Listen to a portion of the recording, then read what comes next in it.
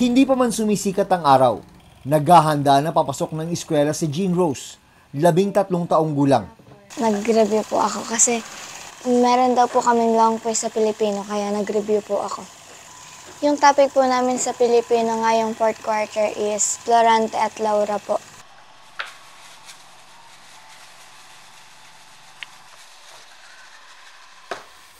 Abala rin ang kanyang nanay na si Jennifer sa paggawa ng Graham balls. Bukod sa kanyang gamit sa paaralan, bit-bit din ni Jean Rose ang ilang paninda.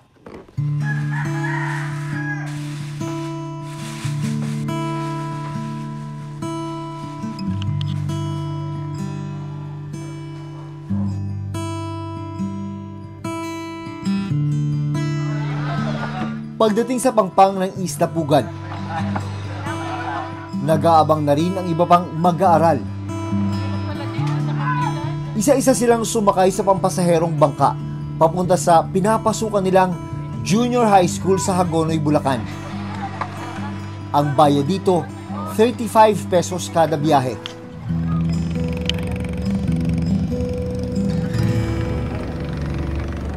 Yung araw-araw na pagbiyahe sa dagat, ito lang ba yung tanging paraan para makapunta kayo sa eskwelahan? Kapag naiwan po ako ng bangka, wala na po. Yun na po yun. Di na po makakapasok. Kasi po wala pong ibang bangkang masasakyan. Kasi po, yun lang po yung pang-estudyante na po talaga miss po. Wala na pong ibang bangka po. Kinakailangan nilang bumiyahe ng halos 1 oras papunta sa pinakamalapit na paaralan sa kanilang barangay. Kalmado ang dagat ngayong umaga. Ibang-iba sa naranasan ni Jean Rose. Mahigit 4 na buwan na ang nakararaan.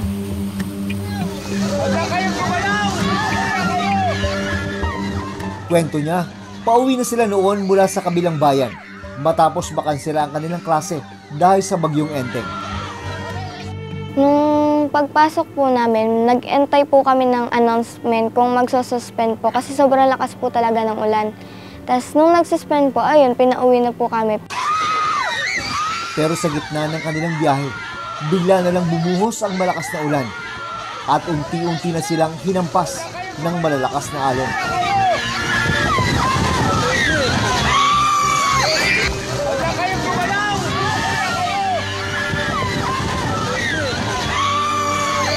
Nakita ko yung video nyo, yung hinahampas kayo ng malalakas na alon habang nasa gitna kayo ng dagat. Ano yung nararamdaman mo nung sandaling yun? Natatakot na po kami kasi po malakas nga po yung alon. Tapos kaya po huminto muna po kami. Yung iba po umiiyak. Kinakabahan po, natatakot syempre para sa kaligtasan ng mga anak. Diba? Gano'n naman tayo mga nanay, nag-aalala tayo. Hanggang di nakakauwi yung mga anak natin na safe, hindi tayo mapapalagay. Kaya thank you Lord kasi nandun yung pag-iingat niya, yung protection niya sa mga bata. Mabuti na lang at ligtas silang nakarating sa kanilang destinasyon. Pero matapos mangyari ang insidente noong nakarang taon, hindi na raw nawala sa kanya ang takot sa tuwing bumibiyahe sila sa dagat. Bakit kahit na mapanganib, delikado yung kailangang pagdaanan sa araw-araw, bakit pursigido ka pa rin pumasok sa eskwelahan? Gusto ko po maging inspiration sa ibang kabataan po na yung kapag po naging teacher ako na hindi hadlang yung kahirapan para di ka makapagtapos. Tsaka gusto ko po i-share sa kanila yung mga natutunan ko.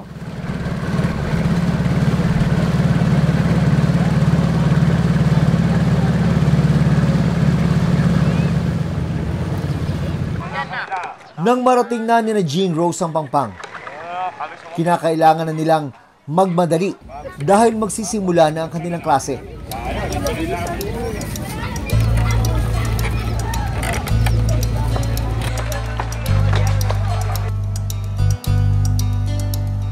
Dahil sa dami ng estudyante sa kanilang paaralan, kailangang hatiin sa 2 shift ang mga klase.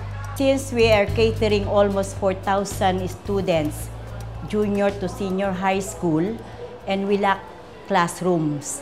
Kaya para masolusyonan namin, para makater naman namin sila, kaya nagkaroon kami ng double shifting, the AM session and the PM session. Mahigit 30 ang mga estudyante sa klase ni Jean Rose. Napasa na lahat ng papel sa side na to. Thank you.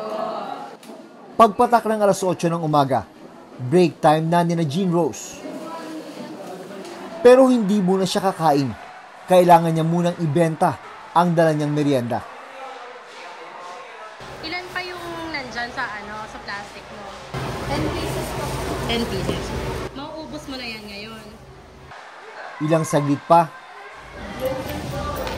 Yung ginawa pong Graham balls ni Mama na pinadala niya po sa akin sa school, 810 pa lang po naubos na. Tapos kinita ko po is 285. malaking bagay na raw ito para may pamasahe siya sa bangka. Mag-aalas 12 na ng tanghali nang matapos ang klase na Jean Rose.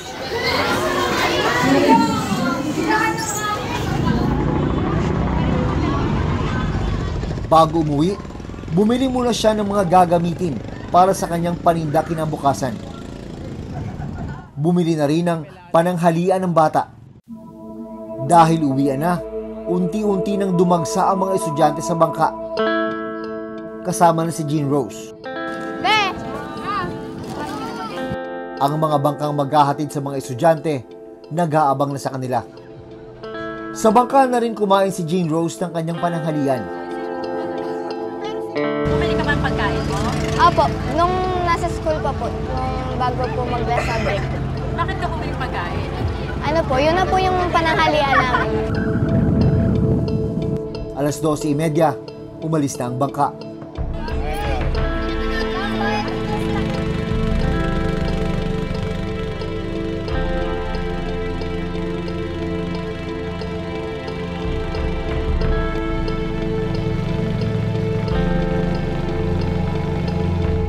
Makalipas ang isang oras, narating na nila ang Isla Pugad.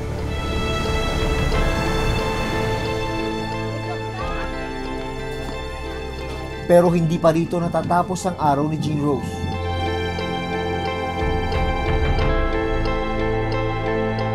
Pagdating sa bahay, saglit na nagpahinga ang bata.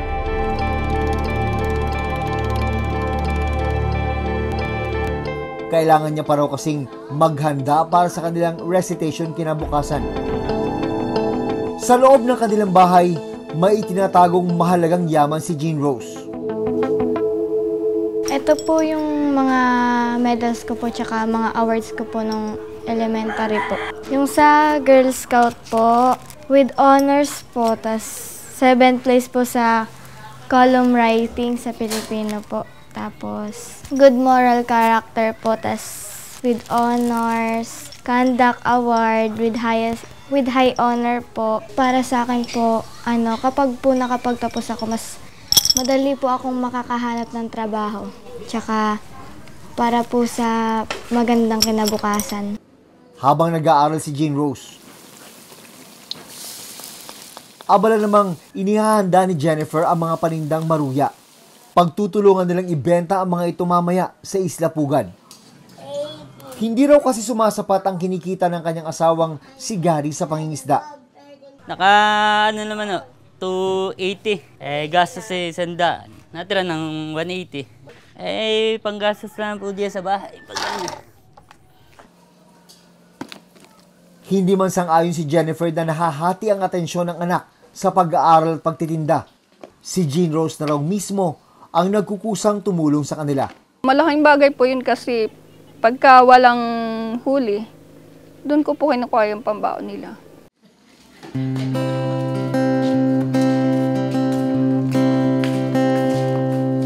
Oy, kayo dyan, merienda! Maruya! Maruya! Maruya po!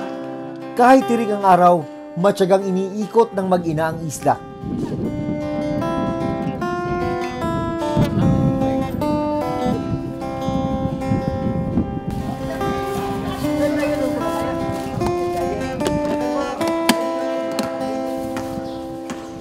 Maruya po kayo dyan! Maruya! Maruya! Makalipas ang mahigit isang oras na pag-iikot, naubos ang paninda ng mag-inang Jennifer at Jean Rose. Ano po, nakaubos na po kami. Tapos yung napagbentahan po namin is nasa 700 plus po. Ano po, pangbaon po nilang dalawa. Tapos po yung pang dito, pang gastos po. Pagka may bibiling ulam. Sobrang halaga po kasi yun na po yung pangkakain namin. Bago makarating sa kanilang bahay, napansin namin ang mga gumuhong seawall sa kanilang lugar. Mga 3 years ago na po. Pero mga 6 years pa lang siguro siya nagagawa. Kasi maliit pa lang yung anak ko noon eh. Nung ginawa yun. Gusto ko po sana yung Ricky. Kasi kapag ka umaalon, talaga pong lahat ng mga bahay dito nilulubog. Lalo na po month of July hanggang September, October, ganyan. Para hindi po kami masyadong binabaha kasi salpok po talaga yung alon sa amin.